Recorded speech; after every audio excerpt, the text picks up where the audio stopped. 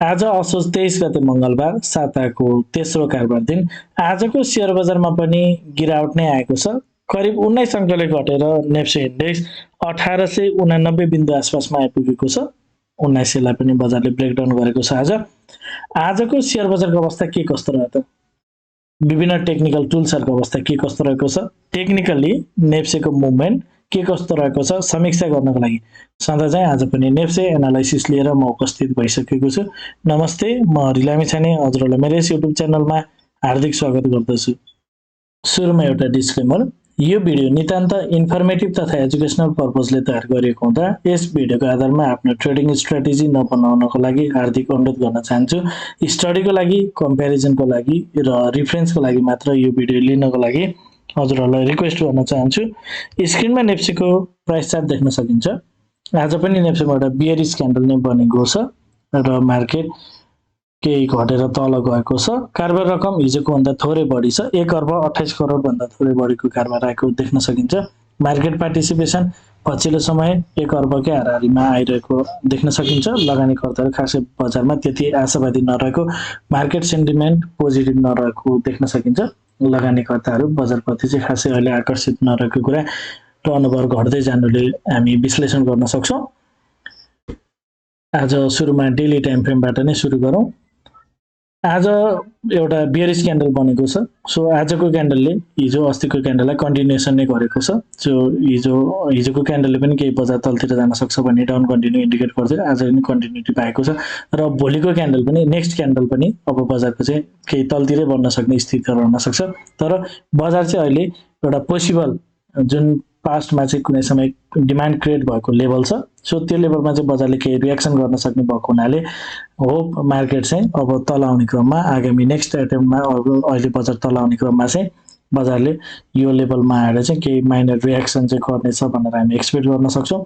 अब यो लेभल चाहिँ 1877 देखि 1837 सम्मको जोनमा रहेको छ। बजारले 1877 लाई टच गर्ने बित्तिकै केही माथितिर जान सक्छ भने यो इन्टायर जोनभित्र यो लेभलबाट केही रियाक्सन गरेर अनि अल्टिमेटली बजार चाहिँ तलतिर जान सक्छ। यो लेभलबाट बजार माथि जाने क्रममा बजारले कतिको माथितिर जान्छ त्यो हामी लोवर टाइम फ्रेमहरू हेरेर एनालाइसिस गर्नेछौँ र बजारले जबसम्म यो 2040 लाई पार गर्दैन तबसम्म चाहिँ बजारको लागि माथितिरको टार्गेट चाहिँ सेट गर्न मिल्दैन। जस्ट बजार चाहिँ केही तलतिरको लागि चाहिँ हामीले जस्ट एउटा माइनर स्विङको रूपमा नै हामीले यसलाई लिनुपर्ने हुन्छ। जबसम्म 2040 भन्दा बजार तल रहन्छ तबसम्म शार्प डाउनफलमा नै रहनेछ र यो लो स्टिल कन्फर्म हुने छैन भनेर हामीले बुझ्नुपर्ने हुन्छ। अहिलेको लागि बजार चाहिँ तल आइरहेको छ, डाउन ट्रेन्ड कन्टिन्युएसन देखिन्छ र बजारले चाहिँ यो पोसिबल एउटा रियाक्सन गर्छ कि भन्ने एउटा पोइन्ट हो। नेसेसरी छैन यो लेभलमा बजारले रियाक्सन गर्नुपर्छ भनेर, तर प्रायः जस्तो अगाडि डिमान्ड क्रिएट भएको क्यान्डलमा चाहिँ मार्केटले रियाक्सन गर्ने भएको हुनाले होप यो लेभलमा चाहिँ मार्केटले केही रियाक्सन गरेर मात्र तलतिर जान्छ भनेर हामी एक्सपेक्ट गर्न सक्छौँ। अब नेप्सेलाई आवरली टाइम फ्रेम हेरौँ। आवरली टाइम फ्रेममा चारैवटा क्यान्डल आज पनि घटेको अवस्थामा देखिन्छ। डाउन साइडै छ, डाउन साइड कन्टिन्युएसनै छ, कुनै पनि किसिमको रिभर्सल इन्डिकेसन गरेको छैन र मार्केट अगाडिको लोको दाँजामा चाहिँ लोवर लोको खोजीमा नै रहेको छ। यो लो अझैसम्म कन्फर्मेसन भइसकेको छैन र बजार चाहिँ क्लियर डाउन ट्रेन्डमा रहेको हामी देख्न सक्छौँ र बजार आवरली टाइम फ्रेममा चाहिँ कुनै पनि किसिमको रिभर्सल देखेको छैन, तेज घटिरहेको देखिएको छ। त्यसैगरी 15 मिनट्स टाइम फ्रेममा नेप्से 15 मिनट्स टाइम फ्रेममा नेप्सेलाई हेर्दाखेरि नेप्से एउटा क्लियर डाउन ट्रेन्डमा नै रहेको छ।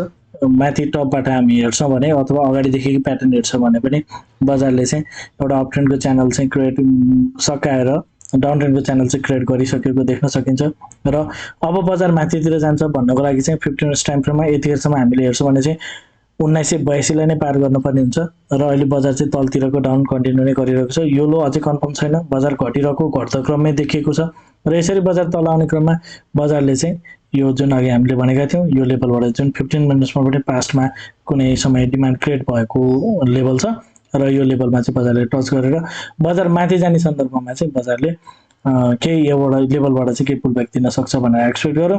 तर माथि जाने क्रममा पहिलो टार्गेट भनेको चाहिँ हाम्रो म्याक्सिमम भनेको 1982 नै हुनेछ। यो लेभलबाट माथि जाने क्रममा म्याक्सिमम टार्गेट भनेको 1982, बजार चाहिँ केही माथिबाट त्यो 1982 लाई पार नगरिकन फेरि बजारले यो हिसाबले चाहिँ बजारले यहाँबाट केही माथितिर गए पनि अल्टिमेटली बजार फेरि अर्को लोको खोजी गर्न तलतिर जान सक्ने स्थितिहरू चाहिँ हुन सक्छ। यो कुरालाई पनि हामीले प्राथमिकताका साथ हेर्नु पर्यो र यदि माथि जान्छ भने बजारले चाहिँ जबसम्म 15 मिनट्समा अप ट्रेन्डको च्यानल क्रिएट गर्दैन तबसम्म चाहिँ हामीले शार्प डाउनफल नै छ भन्ने कुरा हेर्नुपर्ने छ। ट्रेडिङको लागि चाहिँ अझै पनि सेटअप नबनेको हो कि भनेर हेर्न सकिन्छ। र आजको इन्ट्राडे चार्ट के कस्तो भएको थियो भनेर हेरौँ। आज पनि बजार ओपन भएर गर्दै सुरुवाती चरणै बजार केही घटेर तल आएको देख्न सकिन्छ। बीचमा बजार केही साइडेज बस्यो, खासै पुलब्याकै जान सकेन। बीचमा के बजार साइडेज बसेर अल्टिमेटली फेरि बजार चाहिँ घटेको छ। अन्तिममा थोरै पोइन्ट्स के माथितिर गएको छ।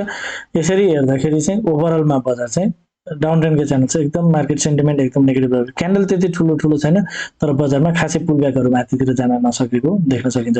5 मिनट्स टाइम फ्रेममा स्ट्रङ डाउन ट्रेन्डमा नै रहेको देख्न सकिन्छ। यदि हजुरहरू the smart money concept very advance लेभलको टेक्निकल एनालाइसिसको कोर्स गर्न चाहन्छन् कृपया स्क्रिनमा देखेको नम्बरमा सम्पर्क गर्नुहोला। 9863805867 यो हजुर कल मेसेज अथवा व्हाट्सएप गर्न सक्नुहुन्छ। अहिले दसैँ नजिकै गर्दा हजुरहरूले डिस्काउन्टमा चाहिँ सो क्लासेसहरू प्राप्त गर्न सक्नुहुनेछ। अब कन्क्लुजन त बुझौँ।